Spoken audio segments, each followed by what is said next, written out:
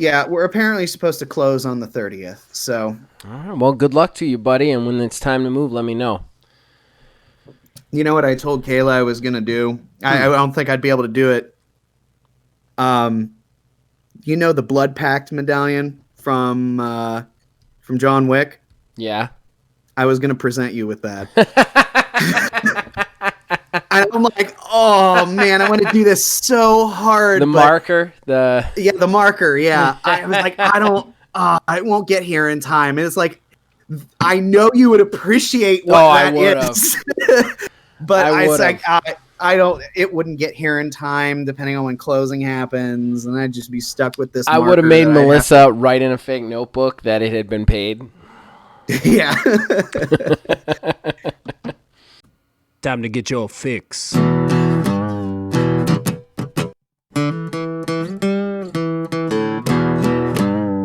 It's a horrible gaming podcast.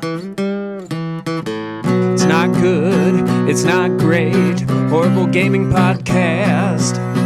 It's not even what you would call fair. It's really not that good.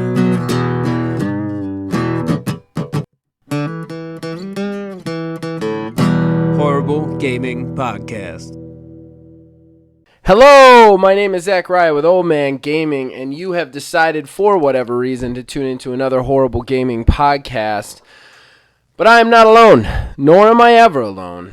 With me is Neil, a.k.a. a tiny wizard. My stalwart companion. How are you today? I am chugging along. Right? Chugging along. That's the best we can do, I think.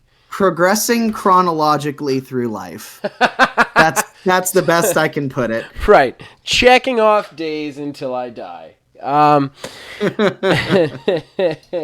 So, all right. Before we get into the show itself, we got a good show for you today, or a bad show, depending on how you look at it. But before we get into it, there's a couple of little credits we like to hand out. Number one, if you're watching this on YouTube, behind the fancy timestamps, you'll notice the fancy original graphics. Those are provided by Mr. Mark Bell. We thank him for that. And then, of course, the theme song for this show and all of our shows here at OMG are provided by the man who makes the music, Nick Van Sliders. We thank him for that. Horrible Gaming Podcast. All right, so that brings us to the top of the show. Our first stalwart segment. We do it every week, and it's probably our favorite. It's called Fan Traction. That's where us, the co-hosts, talk to you guys, the fans. We read out any of your comments across any of the platforms that we can find them at. We use your comments to decide the Horrible Arena winner, and just generally open a conversation with you guys. And by you guys this week, I mean Kev, and Kev alone. So let's get into Kev Too Tall going off here. So I'm gonna skip his first one because we'll save that for the end. But his second first one is Monster Hunter hate has brought viewers. Speaking of the Monster Hunter video I put up, that has received nothing but, well, not nothing but almost nothing but pure hatred and malice from the Monster Hunter community, which we've discussed on the podcast. It's kind of left a bad taste in my mouth even for the game, which is sad a little bit. Then he says, I am an active community member. I don't know what we were talking about there. What were we talking about there? I don't know, but I mean... He's the most active community member. Kev is the community, for the most part. He makes up at least 50% of the community. Yeah, he's very active. I don't know if I'd say 50% because we have a lot of people on Discord who talk. But as far as like if we had a position for like community moderator, like we would ask Kevin to do that, basically. I mean, we very well could have that be a thing someday, one day in the future. Yeah, I mean, if we get big enough, definitely. And Kev will be the first person I talk to about it. Knowing Kev, though, he'll probably, like, humbly refuse it. Director of social media. There you go. Kev Too Tall, Wii U did not play GameCube games. They even removed that feature from late model Wii units. Which is... Yeah. the small, I remember the small, after he mentioned that, the tiny revision of the Wii got rid of the GameCube ports. Yeah. And the Wii U, I played a Wii U for a minute. I thought it had it. I must have been, I was probably wrong. I mean, honestly, my point wasn't even that, like, wasn't necessarily trying to like call you out. I don't think Nintendo is that great at backwards compatibility. I think they're better than Sony, but I think, everybody's better than Sony. So yeah, that's fair.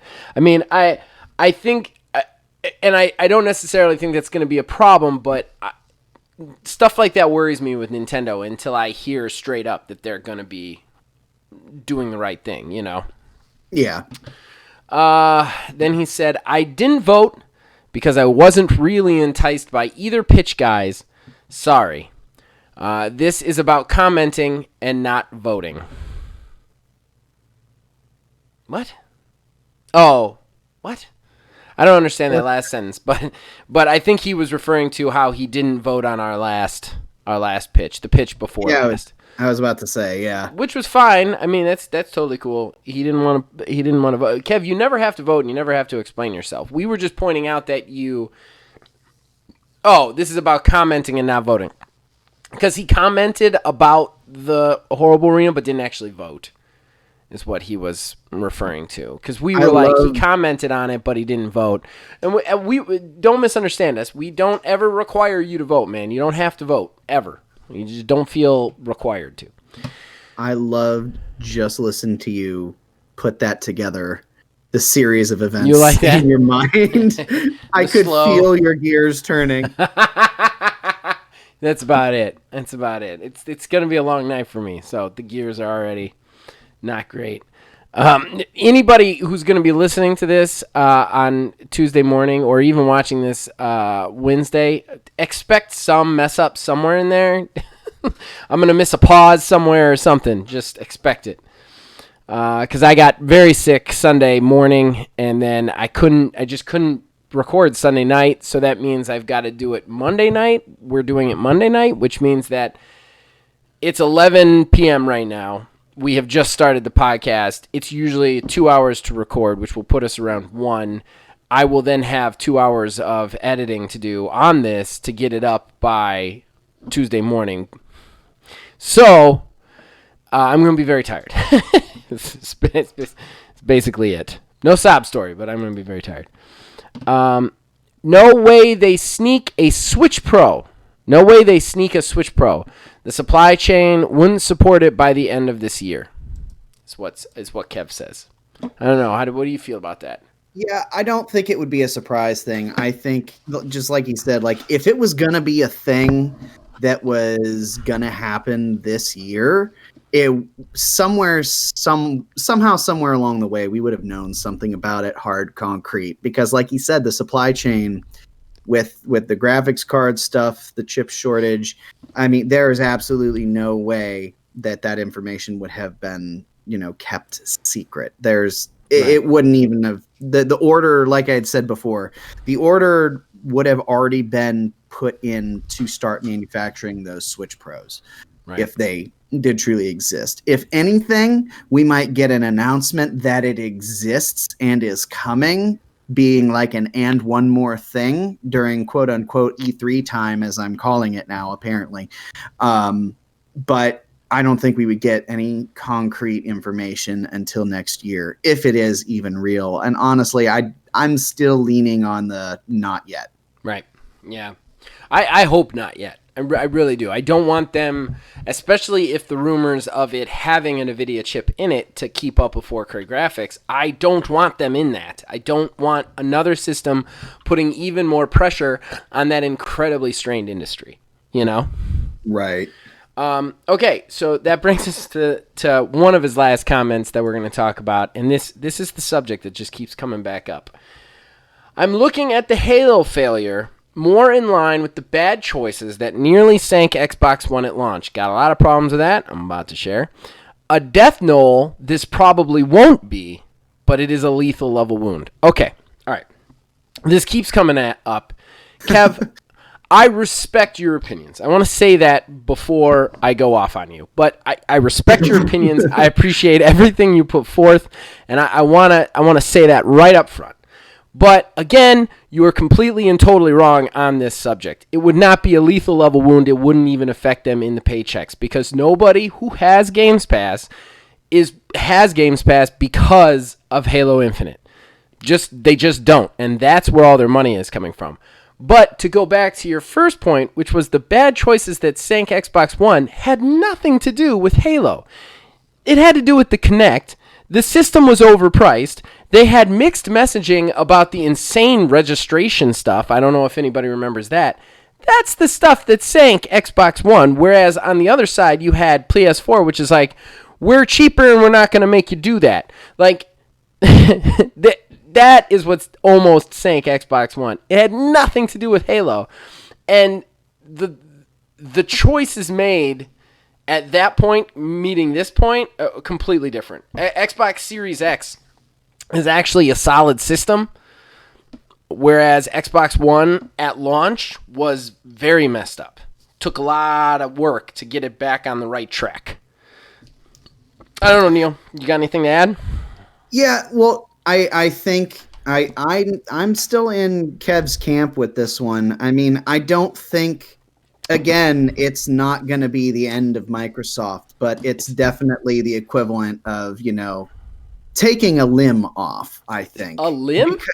It would be the equivalent of taking off a fingernail. Like, it's nothing to them. This game hasn't come out. They haven't had a Halo game for fucking... What, like 6-7 years? Nobody is on Xbox because of Halo. Nobody is. It's not. Maybe they're on it because of Halo experiences prior, and they stuck with Xbox because of it. But they ain't on it for Halo Infinite. It's not Halo itself. It would be the canceling of the game. It would be them leaning back on bad, like, again, it's a bad decision, mixed messaging, we're going to, X, Y, and Z. We've been promising this thing for so long. It's coming, delayed. It's still coming. And then out of nowhere be like, yeah, we're just going to start it all over. I mean, people would lose faith in Xbox to be able to make games. It would just be... The first domino to fall. No, I don't think so. I think it's 2 months of bad press and it's fine. As long as every other game they come out with is at least solid, they'd be fine. They'd be absolutely fine. It'd be 2 months of bad press, a lot of fanboy anger, and then it'd be over. And they wouldn't be releasing a game that is shit. And honestly, we're going to talk about it a little bit later, but I'm really sick of games being shit. Like, really sick of AAA games being shit. People deserve better than that. And I'm going to tell you right now, if the choice is get Halo or not have a shitty game, I want not have a shitty game. And that goes for anything, because I'm not a huge Halo fan. So any game coming down the pipe, if you're about to release a shitty game, don't. Just don't, But we'll move on. We'll talk about it more later, I think. I still think you're both completely and totally wrong, but that's the way it is. Kev immediately, though, gets me back without even realizing it because he voted for you in the repitch. Oh. And he was the only vote, so you go back up into the lead. I can't get that lead, man. I keep tying you, but I can't get the lead. I don't think my pitch today is gonna win. I'm not gonna lie, because it's based off something people hate and are scared of. So I can't imagine people hear my pitch and go, "That's a good idea." I mean, at the same time, though, it's supposed to be spooky, scary. I mean, if people are afraid of it, that's spooky, scary. When I pitch it, you'll understand. That's all I got to say. I'm really interested to see. When I pitch it, you're gonna go, "Oh." No. But we'll get to it. I didn't want to pitch something. I don't like spooky stuff. I don't like horror. I don't like spooky. I don't like scary things. I don't want to be scared. So playing in this space is very hard for me, I guess. So I wanted to pitch a game that would be spooky but still bring me in, Yeah, I mean, I'll be honest, I hate scary shit too. Yeah. I'm a very large man baby. I don't do scary movies. I don't do haunted houses. No. I don't understand why you're paying $50 to have somebody scare the crap out of you. No. I mean, I don't do spooky. Yeah, I have a hard time with it. Okay, I think that's it for fan interaction. I think we've covered everything unless you want to add anything. I don't think so. All right, let's move on. Horrible Gaming Podcast. That brings us to our first talking point. Not a talking point that I am super happy to return to, but it's one of those things where we're not going to talk about it again, and then it just builds up shit. Just builds up shit until you're like, we can't not talk about this. And you guys probably already guessed what it is. It's Cyberpunk 2077 and CdProjectred's what seems to be complete and total loss of all sanity. So there's so much to talk about here. They put out a patch which corrected over 300 issues, which I just want to point out this game came out in December, and they're still correcting. There's still 300 issues to correct in a patch. But what's even funnier is that then brought around even more bugs because they can't seem to release a patch without somehow patching in even worse bugs. In addition to that, they have announced their roadmap. They've announced that Witcher 3 is coming back somehow, but there's not going to be any multiplayer to Cyberpunk 2077. But then they said there might be some multiplayer. They're not sure. And then, in the midst of all this insanity and all this money that they're losing on this game, they bought a studio. They bought a studio with the sole goal of making another IP. I don't want another IP from you guys. I want you to get the one right. You only have two. One of them's great, and the other one's a shit show. You're batting 50%. That's a flunking grade. Don't make new IPs. Just get the ones right that you have. I don't know. I am all across the board with this story. Where do you want to start, man? Well, I think we should start with the dropping of the multiplayer. Maybe. Yeah. Okay. But maybe dropping? I don't know. Right. So they had said that they originally wanted the multiplayer experience for Cyberpunk 2077 to be a standalone thing.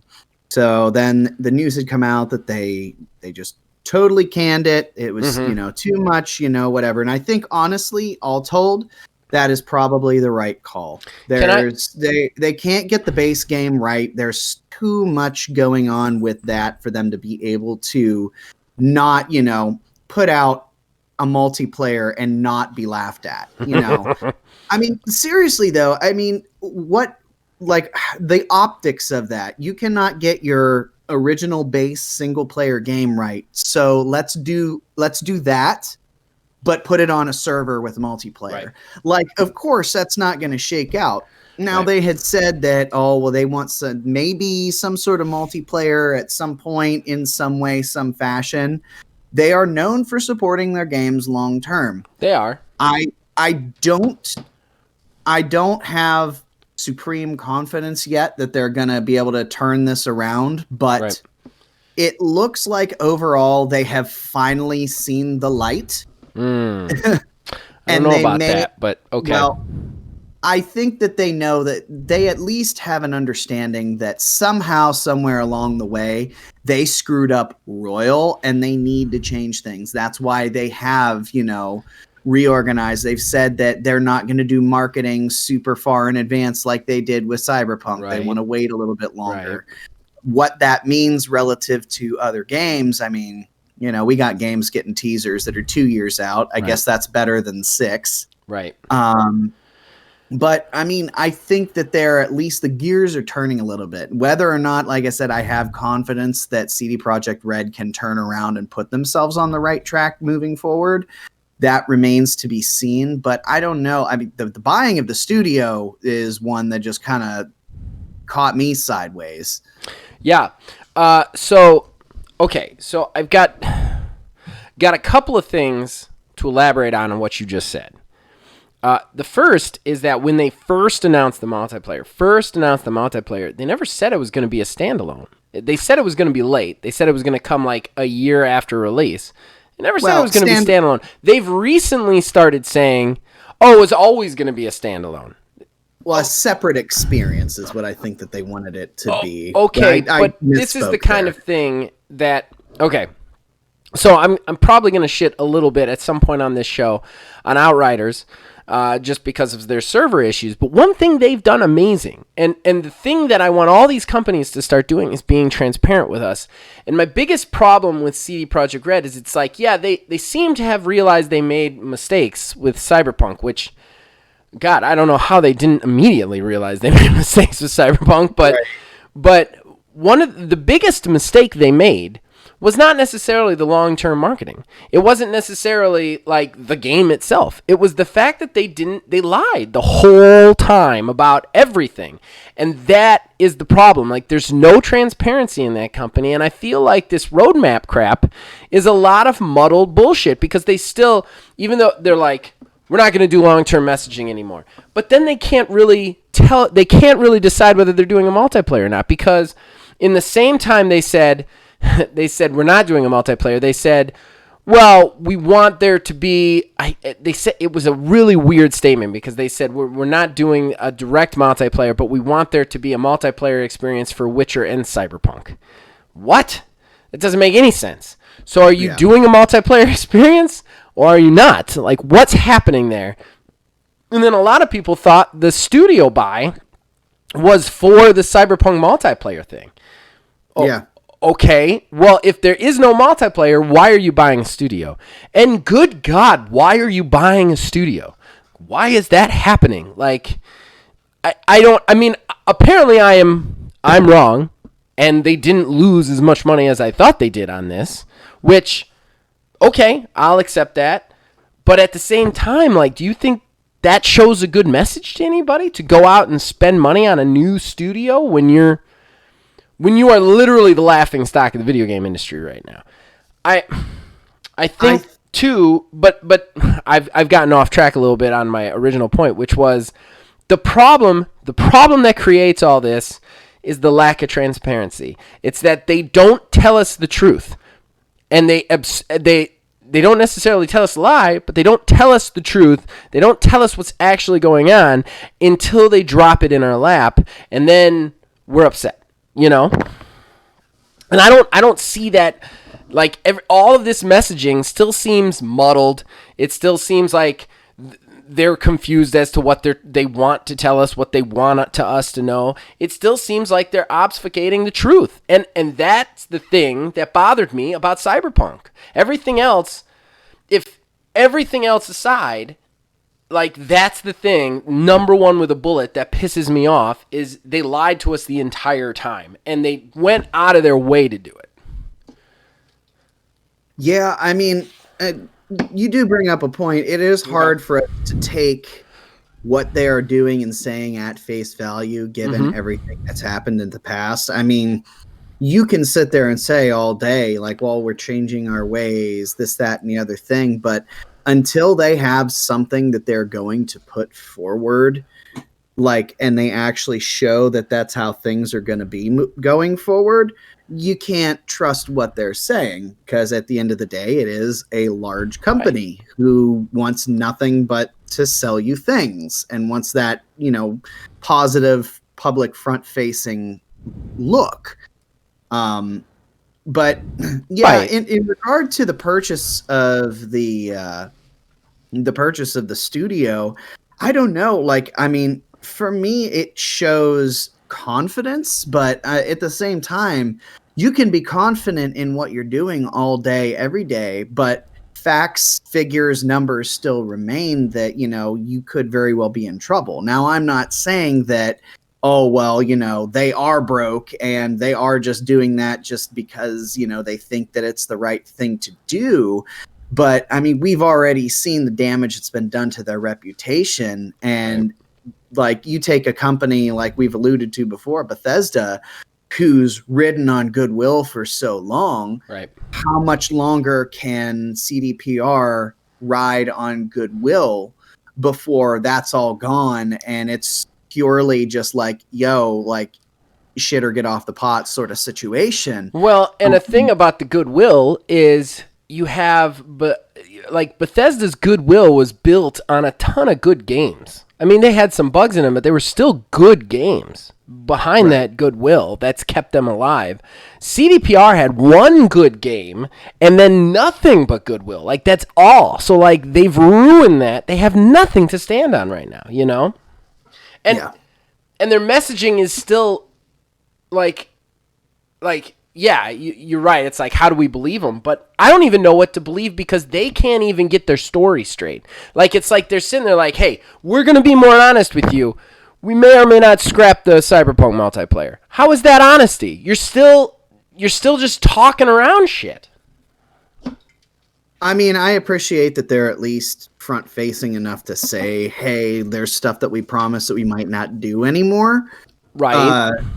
Which that's something, but at the same time, like you said, the mixed messaging, right? Like, what exactly are you telling us when you're saying that we have like nothing to tell you? It's just when the guy for the Legend of Zelda got brought out on stage at the Nintendo Direct. Right. We are announcing that we have nothing to announce. That was the same exact thing right there. Like, we are going to tell you that we may or may not do a thing. Well, I can say all day, every day, I may or may not do something that's very obvious. Right. I think that's one of the, like really, if you look at their messaging, their long-term messaging, I think that's what got them in trouble more than the long-term messaging. Like, if you look at the Cyberpunk stuff and everything leading up to the release of Cyberpunk, every time they talk about it, it would be like I'm trying to figure out how to describe this. They would have a hint of something in the game, and then they would play that. They would just say the basic amount about it and let you overhype yourself for it. And that's the problem. Like, they were never like clear about what was exactly in the game. Like the Origins. Let's go into the Origins. Like, they're like, you're going to be able to play one of 3 characters that completely changes the way you play this game. That's patently false. It changes the first 15 minutes, like, and some dialogue options. But the thing is it does kind of change the way they play. So they kind of said that and then let it hang. I'm going to compare it to Outriders again. I hate to do that, but I got Outriders on the brain. One thing that I do like that Outriders did is everything they did in their weird broadcasts, you know, their kind of messaging, which was much shorter. I will give them that. Nothing they said was in the game is not in the game. Like, it's in there. And it works exactly how they said it. They were very transparent about the things that were in the game, you know? Yeah. That's my problem, is like they, like CdProjectred obfuscated what this game was in the long run. What they said was they took like a little piece of a feature that, and then they just said that, but they didn't tell you how in-depth it was, and they just let the masses go absolutely batshit about it. And that's the problem, is they never really tell you the full truth, and because of that, people just assume things. And that's the problem that they've had the entire time. I 100% think if the last 2 years of marketing, or 3 years, or however long they've been marketing this game, they had just been honest and open about every little piece of it, they probably wouldn't be, I mean, it still would have been a shit show because it was a buggy game, but it wouldn't be as bad as it is now, you know?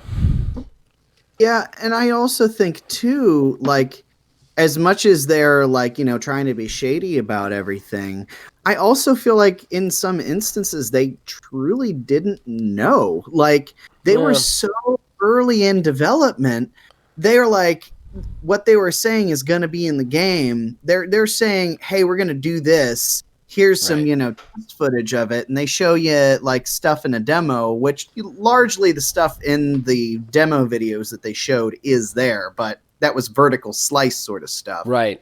In a controlled you're right. And that kind of goes to the long-term marketing. Like, you don't realize in the short term that in the long run, you're not going to be able to do, you know, the melee combat you want or whatever. Yeah. Like, I get that. And they definitely would benefit from shorter shorter marketing. I still think, though, that the number one problem was lack of proper communication.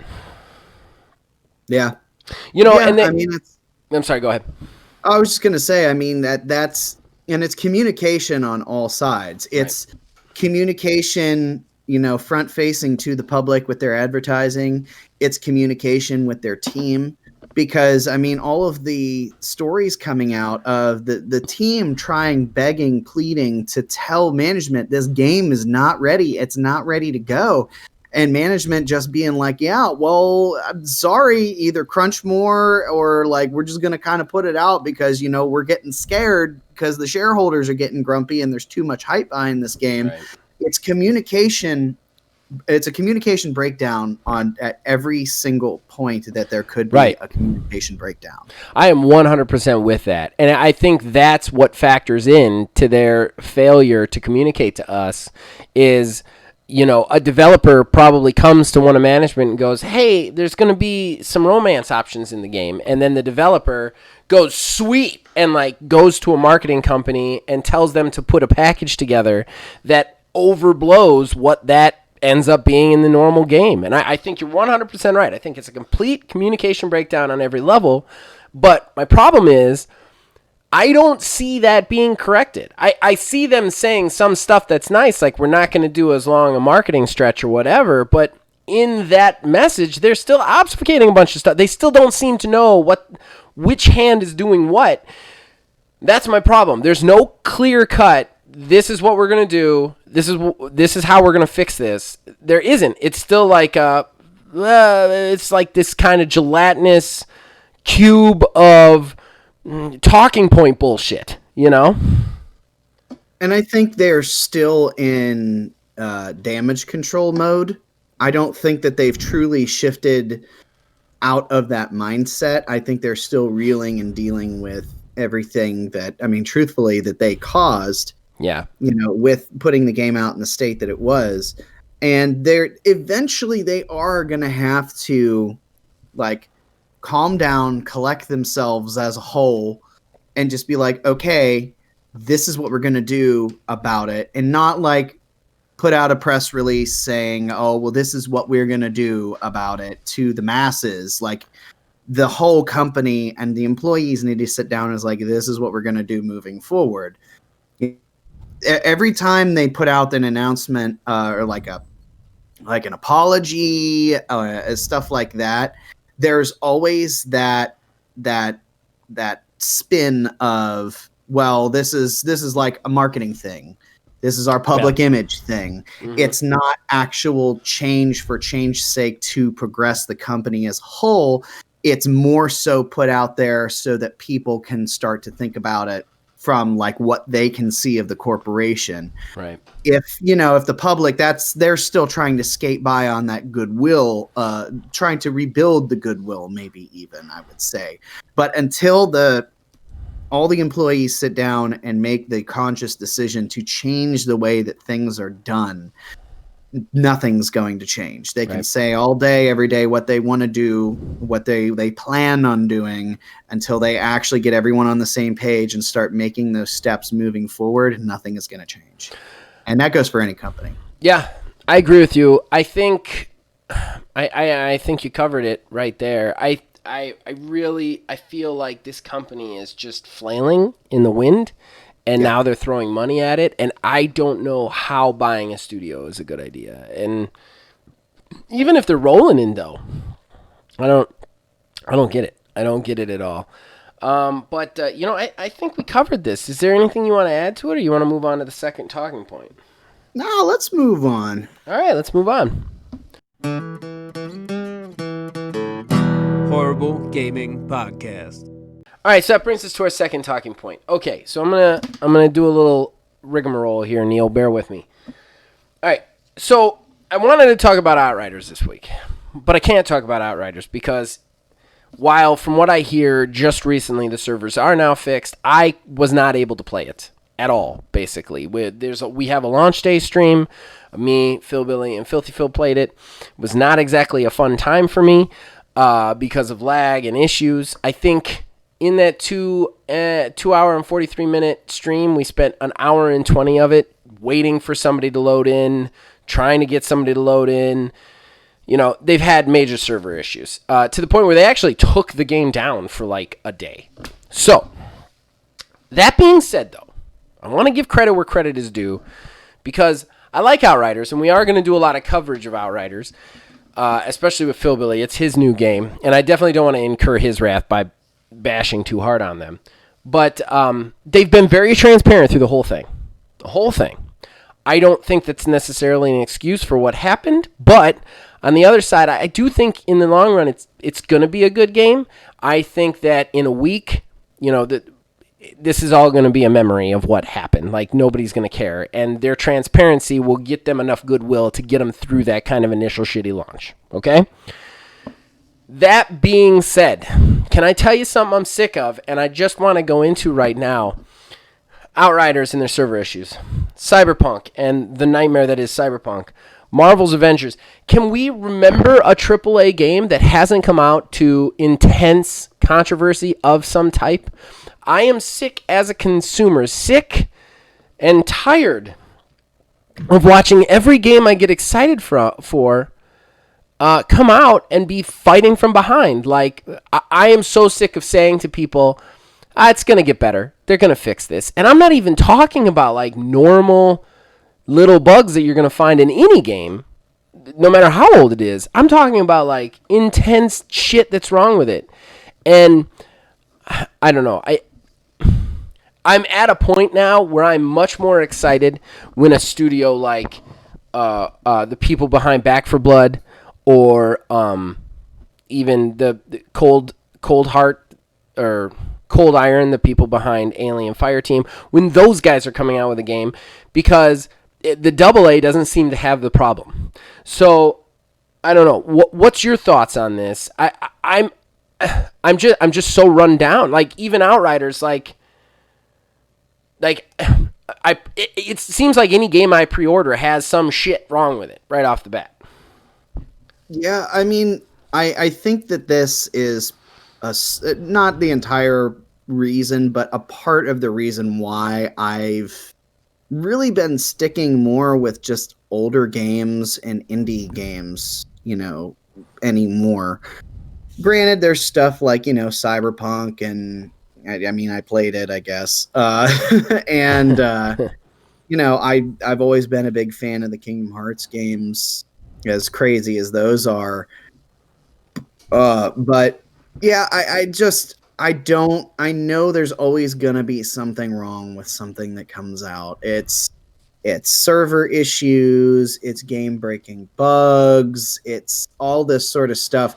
And, I mean, I really haven't been playing much of anything lately anyways, given my whole life situation, but right. the stuff that I do really have, like, that I really have been, you know, wanting to play are those games that are already existing, polished, or already like have had their issues fixed already. Right. Everything has to come out with some sort of online multiplayer, this, that, and the other thing. And the second you introduce connections to other people, your game can be perfectly stable. But then you start throwing in outside factors such as your own personal internet, or, you know, the actual servers connecting, you know, everybody together. You know, you're going to start having issues, and these are things that you can't necessarily always test for. So I guess some of that comes at a cost for what gaming is now. But at the same time, we always find a way to come back to everything that is announced way too early. It's pushed out as fast as humanly possible just to get it out before everything else, to make as much money as they possibly can before the next thing comes along. I actually kind of have a theory that's kind of counter to that I'd love to discuss with you. Okay. And I've kind of touched on this before. I kind of have this feeling. Well, first of all, the Outriders thing, I don't actually know why that game has to be connected to the internet all the time. Like, I don't understand it. Like, I understand updates and patches and whatever, but there's no seasonal stuff in that game. It's not like it's going to be every day a new, like, event or dailies or anything like that. There's nothing like that in that game. So I don't understand why it has to be connected to the internet all the time. And that's honestly the biggest problem with, like, if it could be offline, I don't think it would have been anywhere near as bad a problem, because half the people would have just played it offline in single player, and then the servers would have been freed up. You know what I mean? Like, it's a very strange situation to begin with. Like, I actually have a theory about that as well. Well, that's not my theory, but go ahead. Just that theory. I think it is coming down to data being so important now for literally everything. I feel like that's strictly for data collection.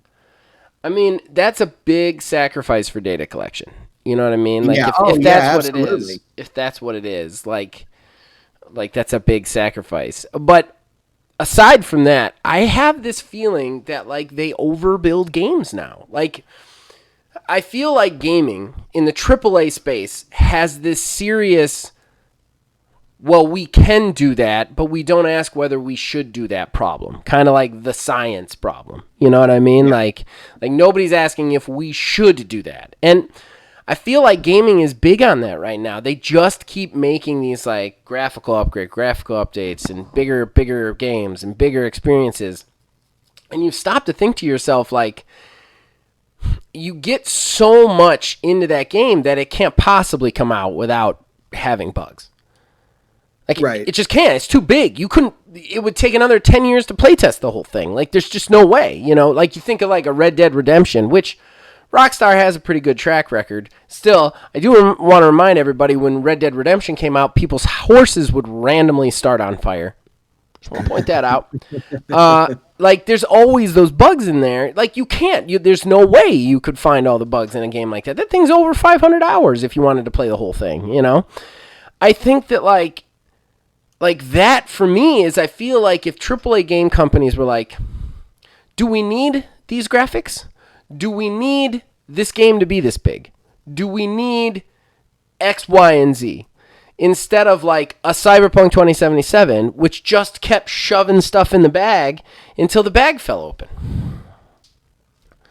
Yeah, and I think the indie scene is where you really see the proof of that argument. Right. You know, you have stuff that is just bare bones graphically, and even, like, the sound design, like, it's just like beeps and boops anymore. I mean, well, and that's the mega indie scene. I mean, you still have the indie scene, like State of Decay 2. I've put hundreds of hours into State of Decay 2, and yeah, it had bugs, but it doesn't nearly have the problems that some of these things have, you know? Yeah, it's a smaller game.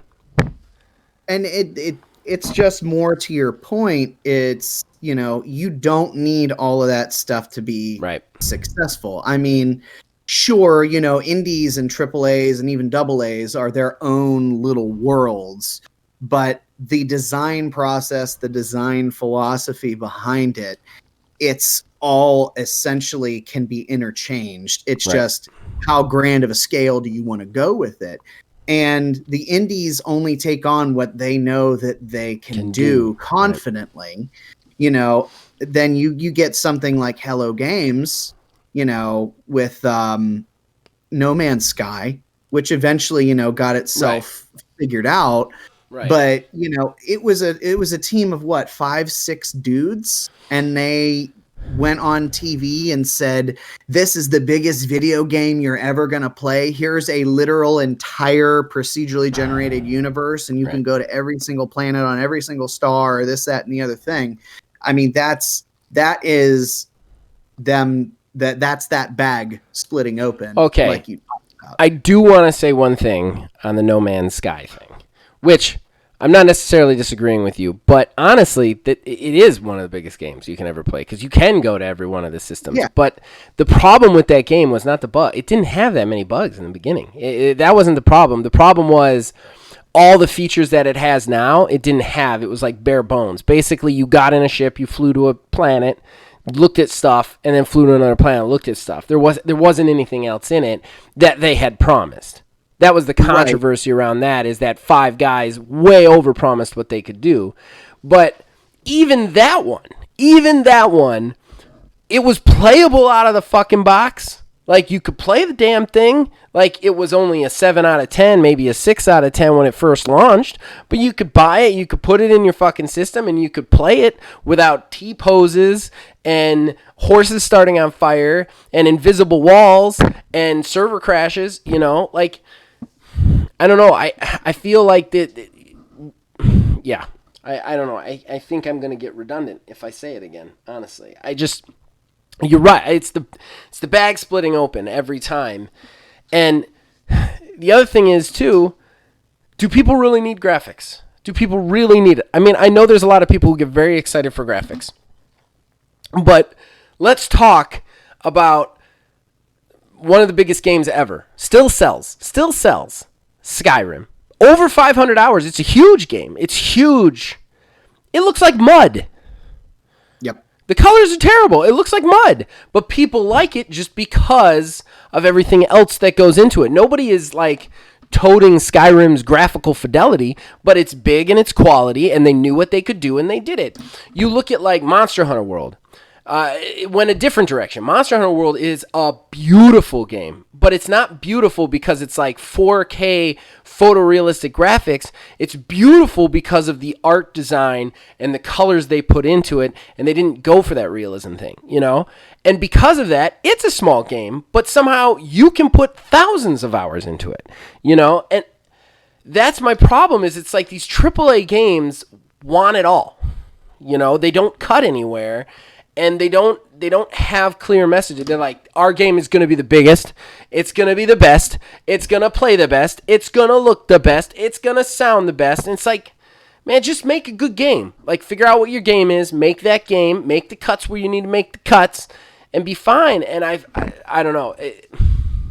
And, you know, I also think, too, part of this does come from the crunch that always ends up happening. If you take somebody who is working at a normal, steady pace at literally anything at all, you have your standard pace of, you know, you do X, Y, and Z over this amount of time. Well, I need you to do X, Y, and Z in a quarter of the time. Somewhere along the way, there's going to be mistakes made. I think part of it is that too. You know, when you enact that crunch, you know, you are pushing people further along faster than they are able to go. You can't have something done hyper fast and right all the time. Yeah, I don't know about that. I mean, I know you like crunch is your issue. I get that. But like at the same time, I don't feel like, and again, there's unreasonable amounts of crunch. I'm not saying there isn't, but I don't feel like having a busy period is reason enough for games to have completely not work. Like Cyberpunk 2077 had crunch. Cyberpunk 2077 is not broke because of the crunch. You know, like, was there crunch wrong? Oh, maybe. But it's not broken because of the crunch. It's broken because that game shouldn't have come out for 2 years. Honestly, that game shouldn't have been what it is. They tried to do everything, and then they ended up not being able to do anything. I mean, it's the same with, like, Anthem. That's a good one. Anthem is notably on record as having the worst crunch in the last 5 years, right? Like, yeah, people suffered PTSD from the crunch there. Like, that, like, it's on record as being the worst crunch game in the like, not in the history of games, probably, but in recent history, right? That game was not shitty because of the crunch, you know? Like, the game was shitty because they tried to do too much and then couldn't do anything right. Well, an example like, of what I feel like the crunch would lead to, like, bugs. You know what I mean? Like, and right. You'd get those bugs, but like a game with little bugs, like, okay, I think my messaging is off here. So, like, Watch Dogs Legion had actually a pretty successful launch for as far as AAA games, right? It had some bugs in it, right? Like, every once in a while, a motorcycle would start driving itself, you know? I noticed it, you know? But those little bugs are forgivable because it's a huge game, you know? And those are the things that happen because of crunch. But, like, Watch Dogs Legion wasn't, like, fucking broken when I bought it, I played it on day one, and it worked just fine, you know? Do you get what I'm saying?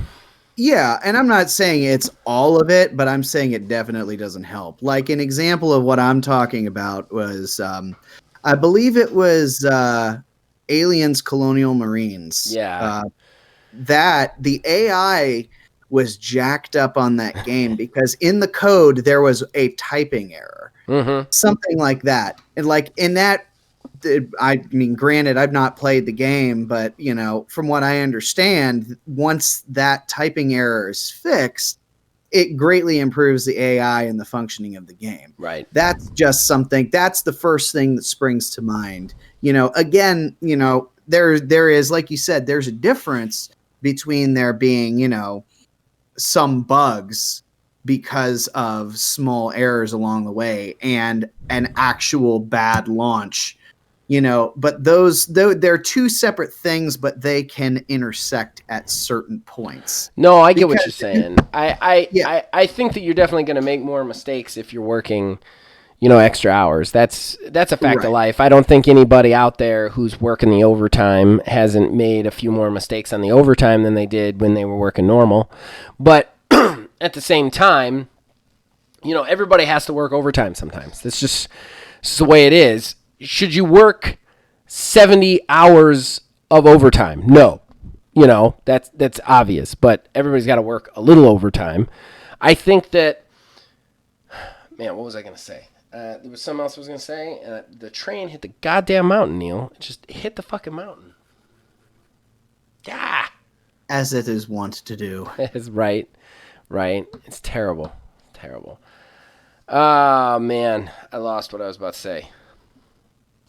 I totally fucking lost it. I was going to quote another game, and I just lost what I was going to say. Grinding the show to a halt. Yeah. Well, I mean, I didn't really have anything else to say outside of that, really. I mean, no, and I'm not trying to shit all over your point. I'm not. I just... Oh, the Halo Infinite. You know, I think there's also something to be said about AAA games having knee-jerk reactions to fucking Twitter.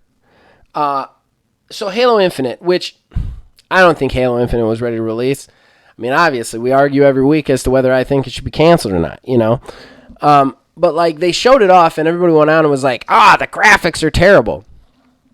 Maybe you don't need good graphics. Maybe if you had released that game and it was good and the graphics weren't that great, it'd be fine. But instead, you knee-jerk pull it, you go into a delay, and then everybody's mad at you, so you're upset. So now you're trying to make magic happen, and that's when the crunch sets in. You know what I mean? Like, right. I also feel like there is a lot, and like, I mean, social media is a cesspool. I use it for sharing things because that's what you do when you're trying to make a YouTube channel. But it's a cesspool of hate and anger. And when you're on Twitter, like, and I think game companies are just so reactive to Twitter stuff that, like, they make stupid mistakes because of it. Does that make sense? Yeah.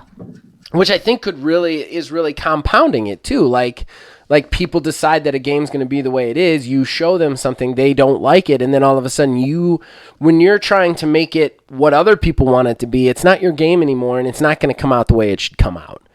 So, like, I think there's a lot of things going into it, but AAA gaming needs to get its shit together. Could you imagine if all the movies, the big blockbuster movies, came out and there were just, like, scenes missing, or, like, maybe, like, a scene from a different movie was cut into it, and you watch it and you were like, it's release week, it's just a couple of bugs. Could you imagine that? Could you imagine living in that world? Like, I thought about that for a second, started comparing it to that, and I was like, holy crap, like, that's what we do, that's what gaming has programmed us to be okay with, like. And what's really crazy too, I mean, you bring that point up, and Cyberpunk actually again gets brought to the forefront once more. They that was one thing. I believe it was ABC News, the news podcast, when Cyberpunk first launched. They had made mention of that. You can take, if something you buy at the store does not work the way it's supposed to work, how it was promised to work, you can just bring it right back in there with the receipt to say, hey, this thing is broken. It doesn't do what it's supposed to do. With a game, for some reason, gaming exists outside of the space of literally everything. Yep. Because if you were to open up that game and take it back to Walmart, they'd be like, well, I mean, we can give you a new copy of it. Or we'll take a trade for pennies on the dollar. Or, take it to GameStop and trade it in for your $50, 60, 70, who knows how many dollars games it is anymore. Right. We'll give you $15, $20 for it. Right. Like, what? Yeah, it's a terrible system. It's a terrible system. It's so weird where gaming exists in the spectrum of business. Yeah. Yeah, it really is. It really is. And it's messed up that my favorite game right now is a game that was made in 2013. You know, a free-to-play game from 2013. Yeah. Okay, well, we're getting a little bit late, so let's go ahead and jump into odds and ends. I don't think we have anything else to say. I don't think so. I do want to just tail end this because I felt like I was a little unfair. Like, I don't think it's excusable the server issues that Outriders is having. On the long run, I think it's going to be a good game, though. Like, I really think they're going to get the server issues up, and they made a mistake. They've been very transparent through it, and I think all companies need to do that first and foremost, which I just want to say that. I don't want to shit on Outriders all day, every day. You know what I mean? Like, it's not like Cyberpunk, where we still don't know what the fuck they're talking about, you know? But, nonetheless. All right, let's go ahead and jump on over to odds and ends. All right. Horrible Gaming Podcast. All right, so that brings us to one of our last segments, Odds and Ends. This is where we collect smaller stories that we believe you guys should know about but don't necessarily deserve a talking point that we maybe want to riff on, just say a couple of things about. And I actually don't have any this week there, Neil. We talked about all the ones that I was considering for mine, so I believe you have 3, so why don't you take it away, and I'll just be like Stadler from the Muppets and just make old man comments about it. All right. Well, to just go off of what we were just talking about, honestly, apparently Crash Bandicoot 4 had some issues last week when Blizzard's servers went down. There's one teeny tiny little problem with that. It is a strictly single-player game with no online features at all. So, again, going back to, like... So why would it affect it at all? Why? Yeah, because the servers went down, because the game had to be connected to the servers because reasons, a single-player only, no multiplayer, no online anything game. It just didn't work. I don't understand it. That's beyond me. Well, and the multiplayer stuff is getting kind of ridiculous to me because we've seen it now in like non-multiplayer games, like non-games as service games. I mean, Outriders, I've played enough of it to see it's not. There's nothing about it that's games as servicey. There's no daily or weekly challenges. There's no battle pass in it. There's no seasonal events. There's nothing like that. The only thing that makes it games as servicey is this weird, always connected to the internet thing. Same with Godfall, which, thank God I'm done with that game forever. But that one was another one that it was like it always had to be connected to the internet. There was no reason for it. None. Like you'll get updates when you go online. I don't understand why this has infected games that don't necessarily need it. Like, it doesn't need it. Like, Outriders isn't going to receive anything but patches and updates. When you get the patches and updates, you're going to know, and you're going to install it, you know? So, like, I don't understand why this is a trend now, where everything's got to be connected. Yeah, it makes no sense. And Crash Bandicoot is just... That's insanity. That would be like Mario crashing because your Nintendo Switch can't connect to the internet. Mario did crash on the 31st, and it's all gone now. Oh, so is that your second? Did I give you a good segue? No. That was just a that was just a mention. Yeah, all the Mario stuff and sidebar, I guess. The All Stars 3D collection is being scalped all over the internet because reasons. Even though it's still for sale at like Walmart and stuff. Right. So I got it digitally, so I'm good. I have a physical version of it.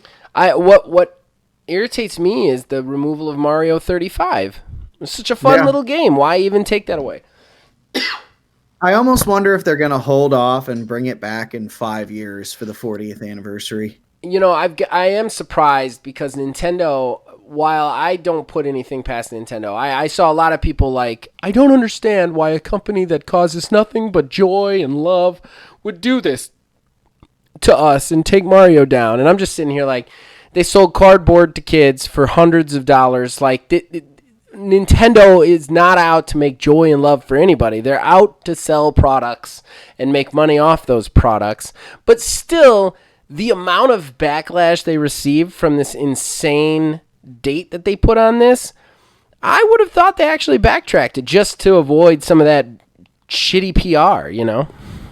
Yeah, they stuck to their guns. They stuck to it. They're like, fuck you guys. No more Mario after the 31st. Mario's dead. It's just that weird, awkward dude from the Direct comes out and like shoots Mario in the head with a gun. It's the 31st. That's what you get. Okay. Go ahead. So moving on. The Kingdom Hearts series is now on PC on the Epic Games Store. And as a result, data miners are, in full force and have come across something very interesting. The game saves are kept in PNG files. So image files. The game saves are kept in images. So when looking for the game saves on PCs, on the PC, you won't find like a text file or anything, but it will be a PNG image of Sora's face, and the actual game save data is in the metadata of the image. Because if it's Kingdom Hearts, it has to be overtly complicated.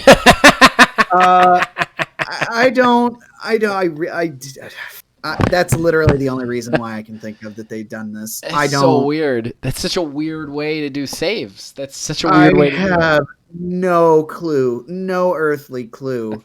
I mean, whatever, I guess. Y'all just gonna do your own thing. I mean, honestly, I don't know. I honestly don't even know if when the next Kingdom Hearts game comes out, like the next mainline installment, if I'm even going to jump for it day one.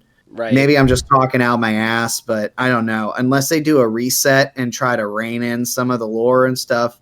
I kept up with the lore on those games for years. I lost it at 3. I don't know how. I can literally babble and make sense of all of it up until 3. I something along the way, I lost track of what was going on. I played it. I maxed out levels. I had level 99 on it, but like I can't keep up with it anymore. I'm just old, I guess. So I got one more, and this one is really weird. So there's a gacha game called Looney Tunes World of Mayhem. Yeah, I've heard about that. And apparently the Big Chungus meme is going to be a character in the game. The what? Yeah, the Big Chungus. It's the weird, fat Bugs Bunny meme. It's just going to be a character in the game? Why? Okay, that's great. I'm looking up Big Chungus right now. That's how old I am because I don't know. Oh yeah. Big We're gonna get a live reaction to this one. What? Is it a song? What? There's a song apparently on YouTube. There's a song by Indigo. Oh no. Big Chungus. Oh no. Wow. This is okay. Alrighty. That's weird. Yeah. I mean, when you're a third-party free-to-play game, do whatever, you know. Yeah, I don't know either. I'm now just thrown off that there's a song. I mean, PUBG Mobile gets real weird. Like, they have a mode where you can throw fireballs at each other. And I'm like, that is not the strategic, realistic military play I am looking for my PUBG experience. Right? All right, so is that it for odds and ends? Nice and quick one? That's it for odds and ends. All right, let's do Horrible Arena. Horrible Gaming Podcast. That brings us to the end of the show, the main event, the moment you've all been waiting for, the Horrible Arena. What is the Horrible Arena if you've never watched or listened before? Well, please watch or listen more. It is, in fact, a segment of the show where myself and Neil will pitch you a game based on pre-existing criteria. The criteria will be decided by the guest if we have one, which we haven't in a while. We will instead take turns to pick them. Then we will pitch you the developer of the game.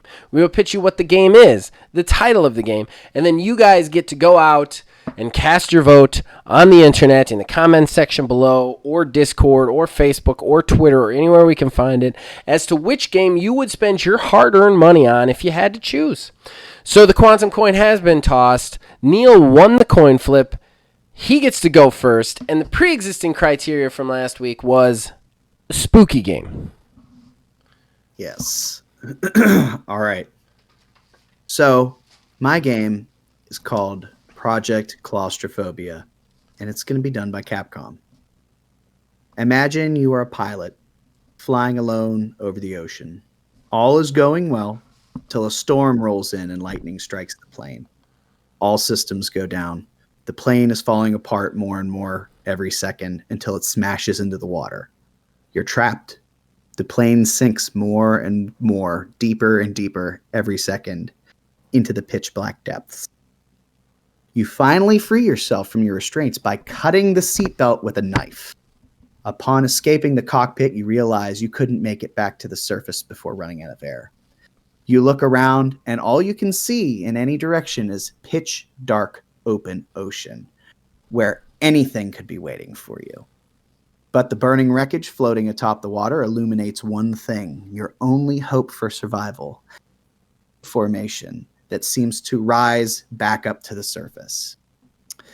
Taking the only chance you have, you swim towards the underwater cave and up, where you finally breach the surface and gasp for air.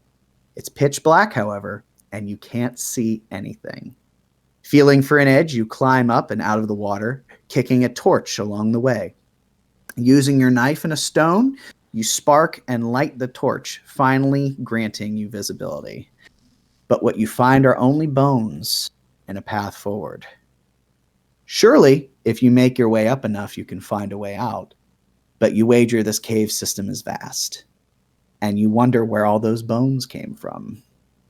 Project Claustrophobia is a survival horror game in which the player must escape an underground cave system. However, the cave turns out to be more than just a simple cave system, but its own ecosystem that has evolved with mutated, aggressive creatures, the likes of which no one has ever seen. And the cave itself is more than meets the eye. Throughout the game, there will be torches on the wall that the player can light along the way, which would act as a map system. When the player opens their quote-unquote map, all they can see is the small bit of light emitting a radius from each of those to illuminate a portion of a room, to almost give you like a breadcrumb trail sort of feel. If the player lights all the torches in a room, however, the entire room would be revealed, as well as markers showing that there are items that could be found yet within the room. The game would feature a crafting system heavily, where all items outside of the beginning torch and knife must be crafted. such as weapons made from bone and stone, or healing items made of odd plants that grow within the cave system. Of course, inventory space would be limited, so the players may have to decide between carrying weapons or healing items. Of course, you wouldn't have blueprints available to you, so it's all trial and error crafting. Once you craft something, you automatically gain a recipe of how to remake that thing. Given that most creatures within that sort of environment would develop without a need for eyes, sound plays a very important role in the game, as most all things will hunt you via sound. For the most part, creatures roaming in the caverns do so freely and randomly with a sort of procedural generation, with some rooms having a chance to have no enemies at all, while others could have a chance at multiple. If this player stays perfectly still, they could in fact wait out enemies and continue on after they're gone. However, if the enemies were to smell you, they could get too close, and this could lead to a sort of quick time event where the player would have to time button presses to keep their breathing under control as to not alert the enemies. There would also be puzzle solving, such as trying to find keystones that could open pathways, or environmental puzzle solving, like finding a way to push a boulder out of a way that is currently blocking a player's progress forward. So that is my game, Project Claustrophobia. That's a really good pitch, man. That's a really, really, really sound pitch. I actually kind of formed that from going to Mammoth Caves. We went to Mammoth Caves a couple times, and they do a thing in the tour where they shut off all the lights, and it is scary. Real, true pitch darkness. Yeah, no thank you for that. No thank you for that. All right. So that brings me to me, right? Yes. All right. Nobody's going to like this one, but I'm going to pitch it anyway.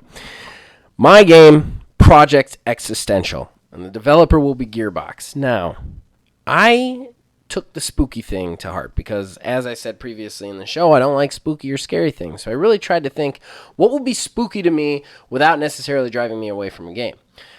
So, this is going to be hard to pitch. This game, Project Existential, takes place the day of launch in an alternate dimension, okay? Basically, the idea behind it is that in this alternate dimension, the world gets attacked by an AI system that has been creating robots or whatever, and it attacks. The game actually plays out like a third-person shooter, but what's interesting is the character creation system, because the character creation system, which will be advertised, actually works off your social media. You give it permission to look at your social media, and then basically, let's say you're a mechanic. You'll get support skills for fixing things, maybe building a turret on the spot or whatever. Maybe you're a nurse. You'll get on the spot support skills to heal or whatever. So it takes your actual profiles and makes a you in the game. It even maps your face or whatever. So it kind of makes you feel like you're living in this dimension in our own. Now, the game itself would act out in a series of missions, basically kind of like, I don't want to say procedurally generated, but very much in the vein of Warframe. Like, you have a mission, you go into a map, you fight a bunch of things, you finish it, you come back to a world hub, and then you have to like find another place on a map to go in. With the overall goal to find the AI known as Existential and shut it down. This is the thing that's wiping out humanity, and that's the whole war. Here's where things get spooky, though. Because you're playing it, and then all of a sudden, you'll get a text from a random number. That number will say, hey, how do you exist? And it'll have a little thing, Existential. Then maybe you'll get a tweet, a retweet from one of your things from Existential saying, I don't understand where you are. So the idea behind it being that Existential in the game uses your personal info to basically figure out that it's a game or a different dimension that you're playing in, and it knows you're coming from them. And so the game would actually take place in two different ways. The game itself would mess with you on your social medias and in your texts, and you would actually, if you didn't debate it, if you do debate it, like text it back and forth, you literally have to have debates with it to basically, while it's trying to convince you to not kill it, is the idea behind it. So it's trying to enlist you to try and be okay with it taking over the world. So you have to have serious existential debates with it, and if you don't talk to it, that's when it starts messing with you. It'll post something on your Facebook. It'll post something on your Twitter. It will start to mess with you until you talk to it again. Meanwhile, you're playing the game inside it, trying to hunt it, trying to find it, trying to kill it. What's interesting about this is, can Existential actually convince you to let it live? Because eventually you are going to find it in the game, and you have to make that hard decision. So mine is much more of a psychological thriller. That's the way I wanted to look at it. And this AI would actually make you feel like the game itself was real and that you were constantly in a battle with it. So that's my project, Project Existential versus Project Claustrophobia. You guys get to go to the places and vote on which one you think is spooky good and you want to spend your money on. I got to pick the thing, don't I? You most certainly do. Okay. My choice for pre-existing criteria is take a product, an IP, and make a game for it that has never been made before. Like in a genre that has never been made before. Does that make sense to you? So like a product, are you talking like Pine Sol the game, or no, like a game. So like you could take Halo, but you couldn't make a real-time strategy game or a first-person shooter because those two exist. You see what I'm saying? You'd have to make like a platformer or a puzzle game or something like that. Like that's the idea. Take an IP that exists, but make a game with it in a genre that it has never touched before. All right. This could yield some interesting results. Yeah, I definitely have one already ready for it. All right, so that's it. We'll be right back with the plugs. Horrible Gaming Podcast. That brings us to the end of the show and the shameless self-promotion that comes with it. Neil, you got anything special you want to talk about? I actually do. Go for it. So we have a thing going on Friday night. If you're free and have a copy of the Master Chief Collection and like playing multiplayer online with a bunch of fucking idiots, boy, do we have a thing for you. Yeah. Halo Infinite War, the season 2. We're going to be doing that. Anybody who wants to jump in, this, that, the other, one way or another, jump in and we'll shoot each other and yell at each other about this wonderful, dumb game. Yeah, we're going to do 6 roughly 20-minute episodes is the goal. It's going to be a lot of fun. We've already got about 5-6 people signed on, so it should be a lot. Very interesting on a whole. If you want to play, join our Discord and DM me so that I can get a full Discord chat going at some point. Okay. So for me, as usual, OMGW, I'm going to promote it every time until the season finale ends. We are one episode away from the 4-part season finale, so it's a month of season finales, basically. Every title goes on the line.